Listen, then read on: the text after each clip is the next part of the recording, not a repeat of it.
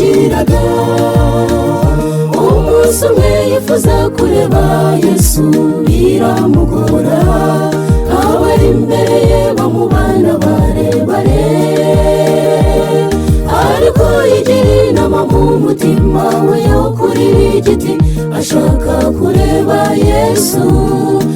Yaramubonye Yesu nawe yari yabibonye kare ko hari umwifuza, niko kubwira Zakayo ati ururuka ndarari wawe. Uwo munsi imigisha yose yaraye kwa Zakayo. Mbega uwo Zakayo ukuntu yari mubi, yaje guhinduka abikuye ku mutima. Natwe nitwihana tubikuye ku mutima, Yesu aratwakira aduhindure bashya. Mbega uwo Zakayo ukuntu yari mubi, yaje guhinduka abikuye ku mutima. Natwe nitwihana tubikuye ku mutima, Yesu aratwakira aduhindure bashya. Ni kenshi dukora ibibi byinshi cyane ndetse tukinangira, tukumva nta kibazo dufite na kimwe,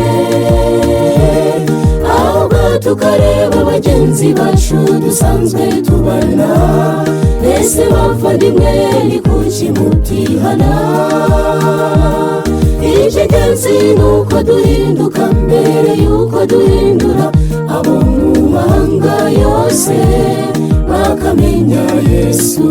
Yesu nawe yiteguye kutwakirana amaboko yombi, nitumwemerera tugahinduka tubikuye ku mutima.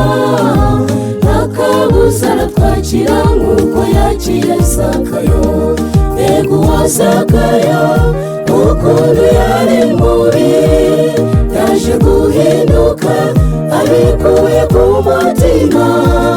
Natwe nitwihana tubikuye ku mutima, Yesu aratwakira aduhindure bashya.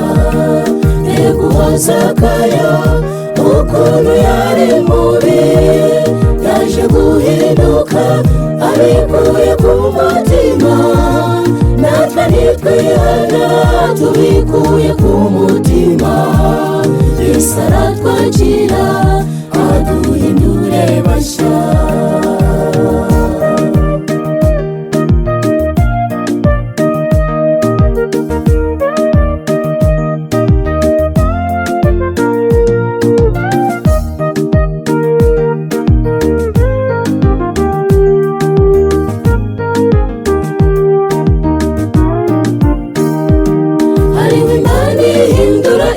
Mana niyo twiringiye, iyo Mana ikora ibikomeye gusa. Iyo niyo yahinduye uwitwaga Sawuli ahinduka Pawulo. Wira nawe uyemerere iguhindure mushya, nawe ibyaha byawe byatukura tukuye Sara bihindura birahinduka umweru nk'ubwoya bw'intama. Yesu nawe yiteguye kukwakirana amaboko yombi, n'ubu umwemereye ugahinduka ubikuye ku mutima. Ntakabuza arakwakira nk'uko yakiriye Zakayo.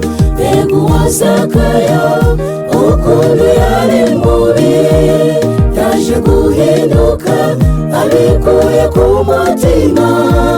Natwe nitwihana tubikuye ku mutima, Yesu aratwakira aduhindure bashya. Mbega uwo Zakayo ukuntu yari mubi, yaje guhinduka abikuye ku mutima. Natwe nitwihana tubikuye ku mutima, Yesu aratwakira aduhindure bashya.